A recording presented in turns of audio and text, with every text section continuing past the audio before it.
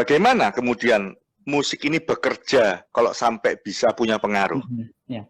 Yaitu, ini diperhatikan, seseorang yang main musik, memainkan musik, berarti dia yang drive ya, mungkin seperti tadi mayor minor dan sebagainya, dia yang driving that music untuk menjadi sesuatu yang nyampe kepada seseorang. Berarti yang penting bukan musiknya lagi loh. Yang penting who drives the music, who use the music. Ya maaf, saya tidak mau dengan kata musik menyembuhkan. Akhirnya musik ini diagung-agungkan, menjadi sesuatu yang besar dan menjadi obat. Bahkan orang tidak lagi bergantung kepada Tuhan, akan bergantung kepada musik. Karena musiknya keren, musiknya sakti. Tidak, saya mau bawa bahwa musik ini adalah tools. Nah, saya kembalikan kepada ini. Bahwa musik itu diciptakan Tuhan. Tujuan awalnya adalah untuk menyembah Tuhan. Media atau sarana untuk menyembah Tuhan. Tuhan suka penyembahan yang dengan musik. Untuk itulah dia menciptakan musik. Ini harus ditangkap dulu untuk semua teman-teman, terutama yang Kristen ya.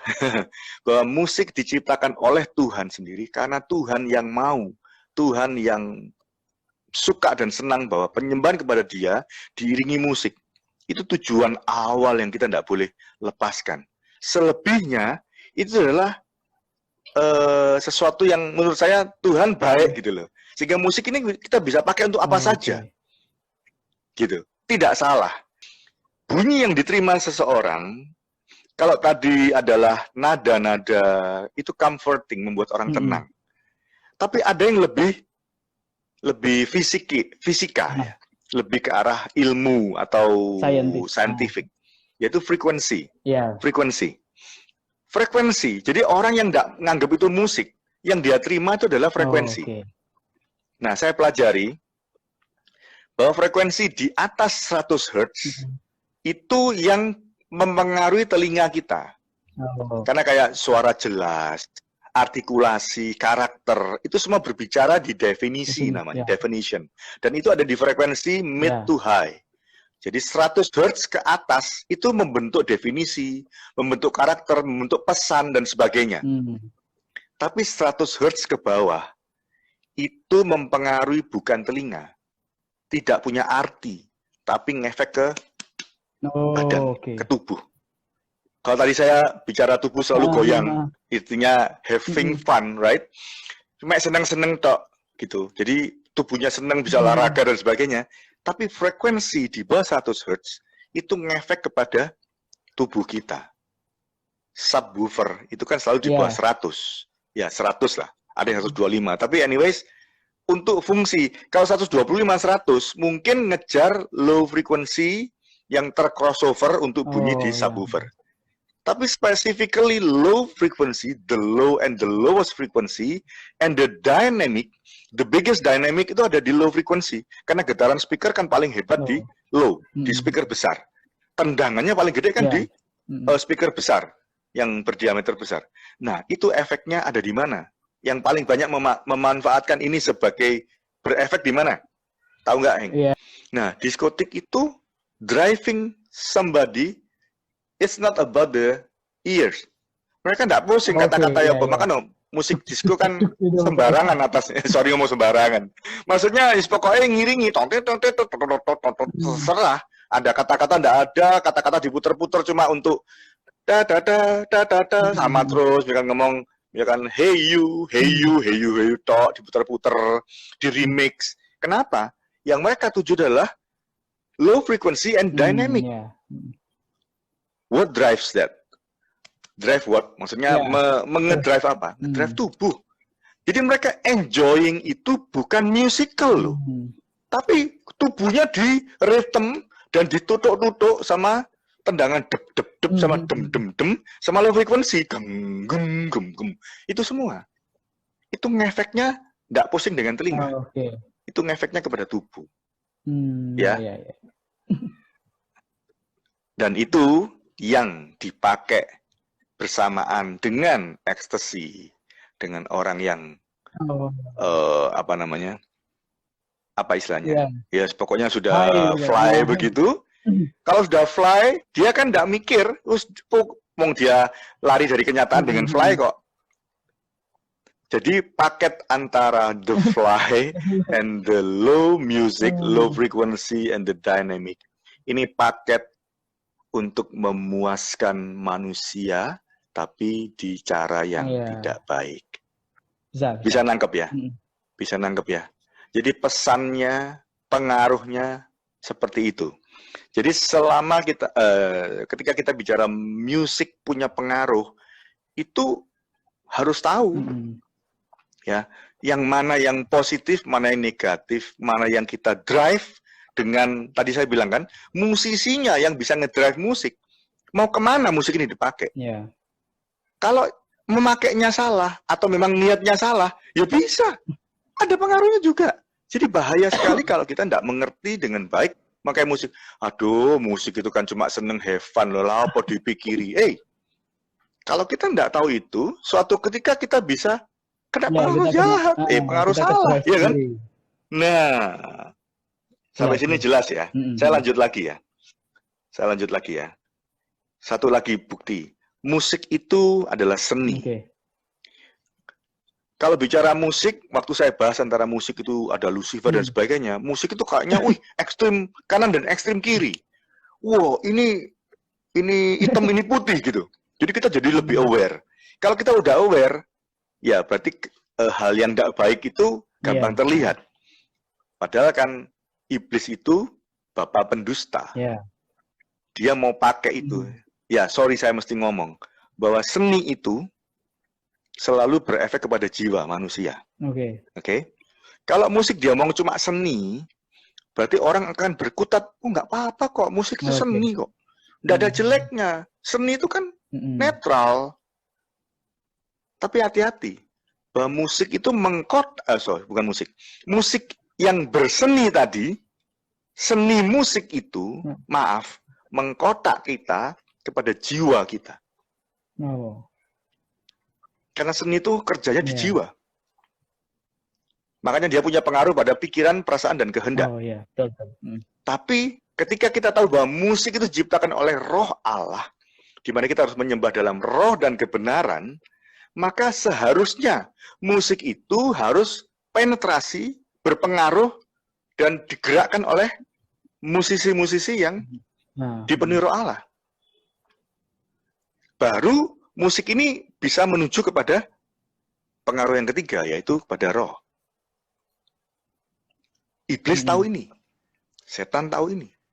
Maka dia akan mengkotak kita, orang yang senang musik, orang yang mau belajar musik, wah, udah belajar terus. Wes habisin waktumu di musik. Toh seneng, bangga, asik dengan diri sendiri, asik dengan musiknya, asik dengan teman, asik dengan aransemen.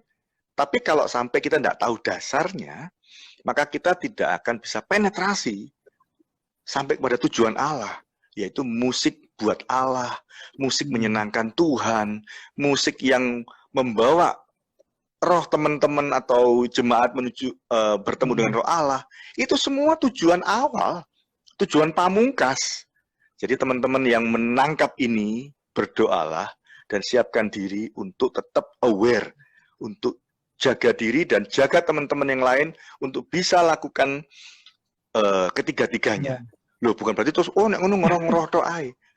Akhirnya banyak musik-musik yang untuk roh, untuk penyembahan, musiknya terlalu simple. Wis ngono-ngono muter dolare sol muter ae. Itu penyembahan, itu tidak perlu aneh-aneh. Enggak. Tuhan itu excellent. Dia tidak ngasih musik cuma dolare sol kok. Dia musiknya sebanyak seluas yang kita bisa lakukan. Dan itu tapi untuk Tuhan. Dan dengan purpose yang benar tadi. Dari awal kita bicara mana musik di drive kepada good purpose. Gitu. Nah, ini udah mulai dalam ya. Masih ada lagi sedikit. Menarik. Apabila musik bisa menyembuhkan, berarti musik itu kayak obat. Woi, berarti nanti orang tidak bergantung pada Tuhan dong. Orang akan cari musik untuk menyembuhkan. Sudah tidak usah berdoa, tidak usah apa-apa. Jadi saya bicara musik menyembuhkan, tadi sudah saya sampaikan bahwa sampai ke jiwa, itu dia cuma secondary, terapi. Jadi jangan sampai bicara musik itu sendiri yang menyembuhkan. Bahaya sekali. Iya. Jadi musik itu media. Iya, Musik iya, itu betul. sarana untuk menyembah Tuhan. Ketika dipakai untuk tujuan yang lain, kita mesti hati-hati. Karena tujuannya bukan ke sana kan. Jadi ketika dipakai untuk tidak seperti itu, berarti idenya dari mana? Jadi gini. Tuhan punya tujuan dengan menciptakan musik, itu tujuan Tuhan tuh. Tapi manusia punya kebebasan untuk memakai musik itu untuk kepentingan dia. Oke? Karena Tuhan mengasihi kita dan Tuhan membebaskan kita dengan kehendak bebas kita memakai musik itu untuk kepentingan kita. Untuk pacare, untuk negara, buat musik yang baik. Tapi hati-hati, kalau tujuannya tidak kepada Tuhan dan untuk kepentingan kita, berarti untuk siapa? Ya, betul. Iya kan? Nah, itu yang bahaya. Sambil mengingatkan untuk yang ingin share konten-konten saya, bisa tolong dibagikan video-video yang saya upload di YouTube channel Erwin J. Krisnanda. Karena hasil dari live Instagram ini saya posting menjadi konten video di YouTube channel supaya bisa dibagikan kepada teman-teman yang nggak ikut online, nggak ikut live bersama dengan kita. Jadi bisa jadi berkat, bisa jadi pemberita kabar baik teman-teman semua, supaya teman-teman yang lain juga bisa mengerti hal-hal yang penting di dalam musik. Ya, yang terakhir. Saya menyampaikan bahwa, saya mulai dari sini ya, purpose atau tujuan musik itu, saya tekankan di sini, tujuan musik itu sebenarnya awalnya dan yang paling utama itu untuk Tuhan, yaitu menyembah Tuhan. Ya untuk Tuhan sendiri, yang senang Tuhan dengan penyembahan kita dengan musik. Untuk itulah dia menciptakan musik. Tapi kalau ada tujuan yang lain, nah ini hati-hati ya. Tadi saya bilang ada tujuan satu untuk Tuhan, yang kedua Tuhan memperbolehkan memakai musik untuk anak-anaknya, untuk kepentingan anak-anaknya, ya. Jadi bisa having fun dengan musik, kamu tidak akan kena, wah, tidak menyembah Tuhan, api asing, mate, enggak, untuk musik tidak. Tuhan mau kita having fun dengan musik, tapi hati-hati dengan tujuan yang ketiga atau kepentingan yang ketiga. Jadi kalau bukan untuk yang pertama dan kedua, maka berarti musik itu dipakai dengan tujuan yang tidak benar. Ya. Kenapa begitu? Saya sampaikan bahwa di Alkitab itu tidak ada musik yang dipakai untuk menyembuhkan. Nggak ada loh. Nggak ada, ya. Ya, betul ya? Ya, kalau memang musik itu bisa menyembuhkan, musik itu bisa jadi obat. Nanti kalau ada, tolong saya dikasih tahu ya teman-teman. Berarti Tuhan menciptakan musik juga untuk obat, untuk menyembuhkan. Nggak ada tuh. Seluruh Alkitab tidak ada. Nah, untuk menutup, karena kita harusnya 1 jam, tapi ini ada tambahan, saya nutup dengan ayat. Ayat yang, bukan ayat, maksudnya satu perikop ya. Yaitu ketika Daud di istana Saul. Nah, ini coba ya, saya bacakan ya. Di 1 Samuel 16. Ayat 14 katakan, tetapi roh Tuhan telah mundur daripada Saul. Lihat ya. Tetapi roh Tuhan mundur daripada Saul. Dan sekarang ia diganggu oleh roh jahat yang daripada Tuhan. Maksudnya bukan Tuhan bikin roh jahat, tapi diizinkan oleh Tuhan. Ya, jadi kita ini nggak usah takut dengan yang jahat-jahat begitu. Karena kok Tuhan tidak izinkan, tidak akan sampai gitu ya. Ini Saul diizinkan. Karena dia undur dari Tuhan, Tuhan izinkan untuk diganggu oleh roh jahat. Oke. 15, ayat 15, lalu berkatalah hamba-hamba Saul kepadanya. Nah, ini kan gak benar sebenarnya kata-katanya. Ketahuilah roh jahat yang dari Allah mengganggu engkau. Ini kunci loh. Mereka tahu bahwa diizinkan ada gangguan kepada Saul. Kemudian apa kata mereka? Baiklah, Tuanku menitahkan hamba-hambamu yang di depanmu ini mencari seseorang yang pandai main kecapi. Loh, cari hubungannya apa gitu ya? Kok suruh cari pemain kecapi? Emang dia nggak bisa tidur? Emang dia mau joget? Enggak. dia diganggu roh jahat, tapi dikatakan suruh manggil pemain kecapi. Apabila roh jahat yang daripada Allah itu hingga padamu, haruslah ia main kecapi, maka engkau merasa nyaman. Berkatalah Saul kepada hamba-hambanya itu, carilah bagiku seorang yang dapat main kecapi dengan baik, dan bawalah dia kepadaku. Ya, Saulnya nggak ngerti, sudah pusing, ya sudah lakukan deh, gitu. Padahal dia mikir, main kecapi, hubungannya apa? Aku wedi kok dikek kecapi. Emang orangnya nutui, ditutup pakai kecapi gitu ya. Main kecapi kan seperti main harpa, lembut-lembut, nggak ada dinamika, glunding-glunding gitu aja kan ya. Apa hubungannya dengan roh jahat gitu ya? Nggak tahu kalau misalkan pemain drum, wah mencelat itu mungkin ya. Lalu jawab salah seorang hamba itu, katanya, sesungguhnya aku telah melihat salah seorang anak laki-laki, orang Isai, anak laki-laki Isai, orang Bethlehem, yang pandai main kecapi. Ia seorang pahlawan yang gagah perkasa, seorang prajurit yang pandai bicara, elok perawaannya, dan Tuhan menyertai dia. Nah, ini kalau kita mau, saya tidak pelajari bahasa aslinya, tapi secara logikanya, cari kecapi, tapi kok ngomong yang lain gitu ya. Kok ngomong pahlawan yang gagah perkasa, prajurit. Nah, dia suruh main kecapi apa suruh perang gitu kan? Hubungannya apa? Lanjut lagi. Kemudian Saul menyuruh suruhannya dipanggil ya. Padahal si Daudnya lagi menggembala domba. Prajurit apanya mau menggembala domba ya kan? Demikianlah Daud sampai kepada Saul dan menjadi pelayan Saul. Saul sangat mengasihinya dan menjadi pembawa senjatanya. Sebab itu Saul menyuruh orang kepada Isai mengatakan, biarkanlah Daud tetap menjadi pelayanku dan sebab aku suka padanya. Dan setiap kali, nah sebenarnya ini flashback ya, itu sudah ending, sudah selesai masalahnya. Ini yang dikerjakan Daud.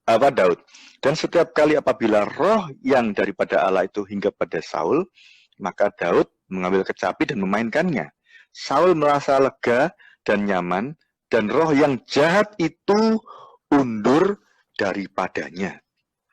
Nah, di sini yang dilakukan Daud apakah musiknya? Enggak. Orang main musik itu yang penting yang main. Musik ini mau dibuat apa? Nah, ketika latihan musik, ya nggak ada pengaruhnya musik itu. Wong latihan kok. Ada salah-salah, diulang berkali-kali sampai bisa. Tapi ketika sudah dimainkan dengan ahli, apalagi dengan tujuan, nah, Daud dikatakan dia orang yang gagah perkasa, yang berkenan bagi Tuhan. Pribadi inilah yang kemudian menyatu dengan permainan musiknya. Musik kan media. Jadi saya katakan musik ini media, bukan obatnya, bukan penyembuhnya. Tapi musik ini dipakai untuk penyembuhan, dipakai untuk tujuan tertentu, tidak hanya menyembuhkan. Dan ini bukti bahwa Daud memakai musik itu dengan tujuannya dia, yaitu untuk mengusir roh jahat daripada Saul. Ada bukti yang lain, musik dipakai untuk yang lain, memimpin peperangan, mengalahkan musuh. Loh, kok bisa? Ya karena ada drivingnya itu. Kalau musiknya dewi bisa mengalahkan musuh. Oh, main musik terus musuhnya mati sendiri. Dari musiknya? Bukan. Ya. Kalau sampai musik itu dipakai memenangkan peperangan, yang menang adalah orang-orang yang taat kepada Tuhan, orang-orang yang bersandar pada Tuhan, orang-orang yang percaya kepada Tuhan dan memakai musik itu sebagai tools, sebagai alat, sebagai media dan sarana untuk melakukan pekerjaan-pekerjaan itu yang nantinya kita bisa sampaikan istilahnya adalah prophetic ministry. Musik adalah prophetic ministry atau prophetic music. Itulah yang nanti menjadi pamungkas, atau kalau tadi saya sampaikan bahwa kita memakai musik itu menuju atau mempengaruhi kepada tubuh, jiwa, dan roh. Di dalam kita memakai musik sebagai orang rohani, itu tidak hanya menyembah Allah yang adalah roh, mengajak orang-orang yang sudah di dalam roh untuk bersama-sama menyembah Tuhan yang adalah roh, tapi ada pekerjaan lain yaitu prophetic ministry. Maka Oke. musik, prophetic music itu akan dipakai untuk mengerjakan hal-hal seperti ini. Bisa menyembuhkan, tapi bukan musik yang menyembuhkan. Bisa mengalahkan musuh, tapi bukan musik yang mengalahkan musuh. Musik adalah medianya. Jadi kalau teman-teman nanti membaca banyak artikel tentang penyembuhan musik, itu akan dijabarkan adalah pemakaian hal-hal yang tidak musikal sebenarnya.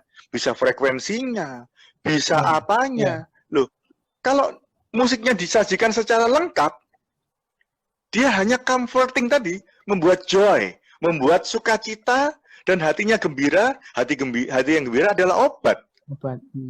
Jadi pengertiannya jangan dibalik-balik gitu ya. Jangan sampai kita disesatkan dengan pengertian akhirnya musiknya yang menyembuhkan. Berarti musik itu obat, yang dicari musiknya. Orang tidak cari Tuhan lagi, orang akan cari musiknya. Tapi kesimpulan saya, ketika musik itu dipreteli, dia bukan lagi musik. Berarti itu yang make bukan orang musik. Berarti bukan lagi sesuatu yang the whole idea of music yang kita enjoy, yang kita comfort tadi itu.